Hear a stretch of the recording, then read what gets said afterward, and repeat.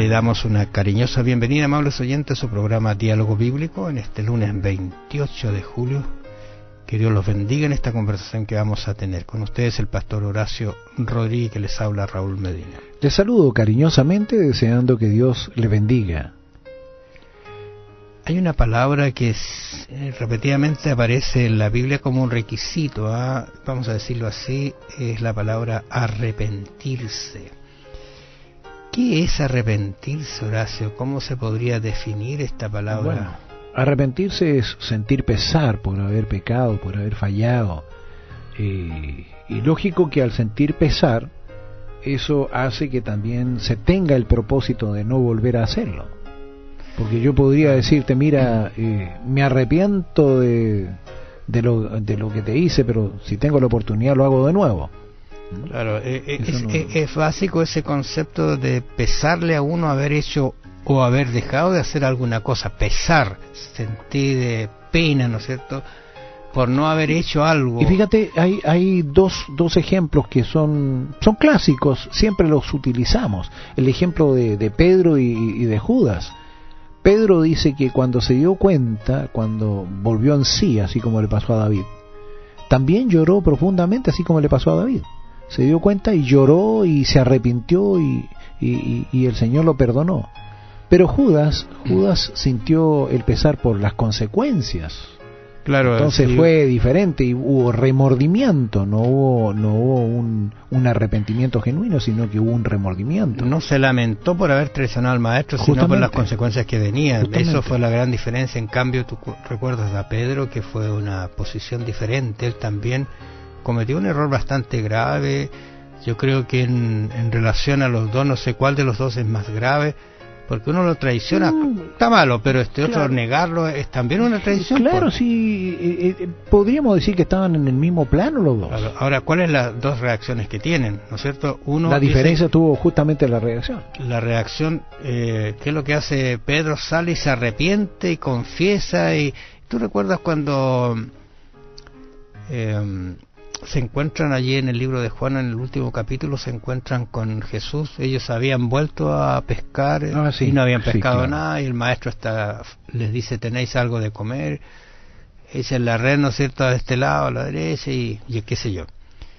Y ahí comienza una conversación con Pedro, como que lo hace volver atrás a Pedro, Jesús a Pedro, y le dice, mira, me amas, y 3 veces se lo dice, quizá de maneras diferentes en el lenguaje original.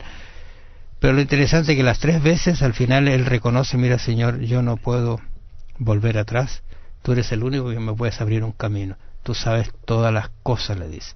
¿Te fijas? Allí se nota el arrepentimiento de Pedro. ¿Y qué produce eso en ellos? Que vuelven ahora, dejan definitivamente las redes y vuelven a hacer el camino. Es como decir, ellos tenían una opinión, ¿no es cierto?, la habían cambiado, no habían sido consecuentes con ese compromiso que habían adquirido, pero ahora sí lo tomaron en serio. Y tú recuerdas cuando Pedro logró habló de una manera magistral. Así que cuando uno se pregunta cómo ser salvo, bueno, estudiemos la vida de Pedro, estudiemos la vida de Lucas, estudiemos algunos otros textos y nos vamos a dar cuenta que el camino es un camino plagado de oportunidades que Dios nos da para encontrar efectivamente la salvación y ser salvo definitivamente, a pesar de las condiciones o en las condiciones que estemos. Eso es bueno hacer énfasis en ese sentido, porque la verdad, las cosas que necesitamos decididamente, ¿no es cierto?, acercarnos a Dios para ser salvos.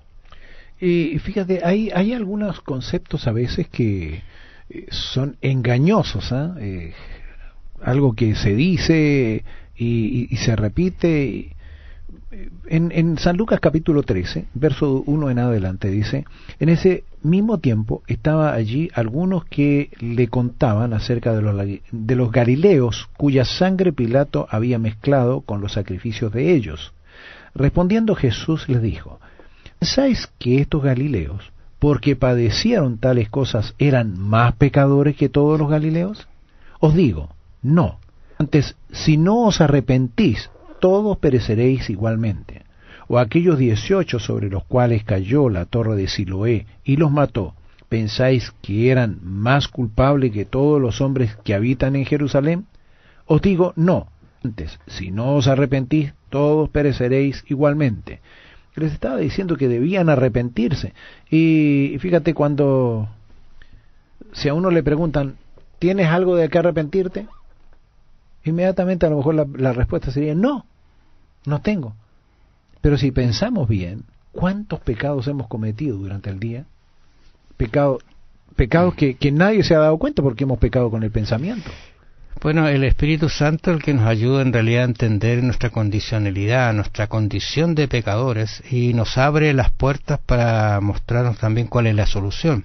Porque tú puedes pasar el día y terminar diciendo, hoy día fue un día bueno, no hice nada malo, pero el Espíritu Santo de improviso te dice, sí, recuerda la actitud que tuviste, cómo miraste, cómo trabajaste, lo hiciste con esmero.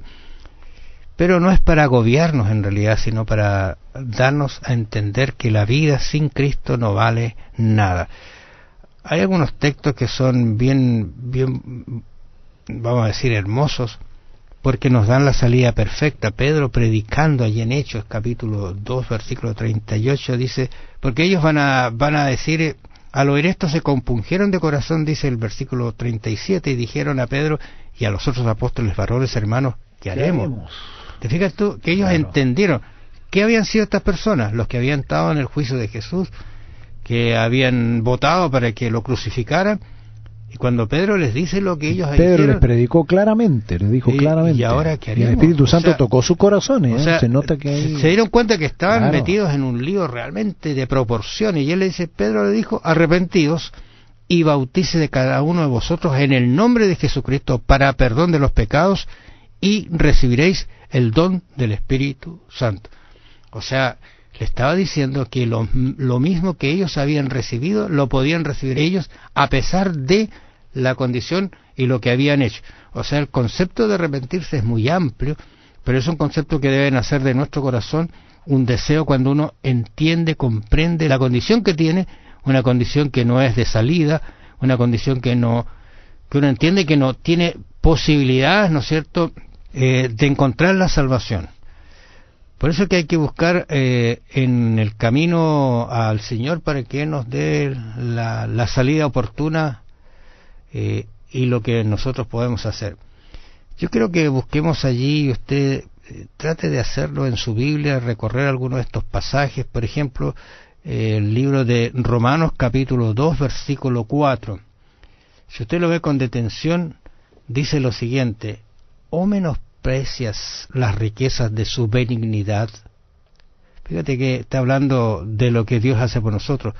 Paciencia y longanimidad, ignorando que su benignidad te guía al arrepentimiento.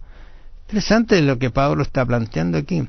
Estás menospreciando el camino que te puede llevar al arrepentimiento, está diciendo él. O sea, Dios también ha provisto por medio de su benignidad, paciencia y longanimidad que nos puede dar arrepentimiento, lo que estamos necesitando para ser salvos, y eso es lo que estamos buscando. Fíjate, podemos ver la importancia del arrepentimiento cuando Juan el Bautista y Jesús comenzaron su ministerio predicando justamente eso: arrepentidos porque el reino de los cielos se ha acercado. Entonces es importantísimo, pero tenemos que saber que el arrepentimiento también es obra de nuestro Dios, también es iniciativa de Él, también nos lleva precisamente al arrepentimiento. Pero eso, aunque el Espíritu Santo lo manifiesta en nosotros, somos nosotros los que finalmente nos rendimos y nos arrepentimos o hacemos lo contrario, endurecemos nuestro corazón. Bueno, amables oyentes, los esperamos mañana en una nueva audición de su programa Diálogo Bíblico. Bendiciones. ¿Cuáles son las evidencias del amor de Dios? ¿Qué ha visto, experimentado y aprendido que le dé poderosas razones para confiar en su bondad? ¿Por qué es tan importante recordar siempre esas razones, especialmente en circunstancias difíciles? Piénselo. Que el Señor le bendiga. Será hasta mañana.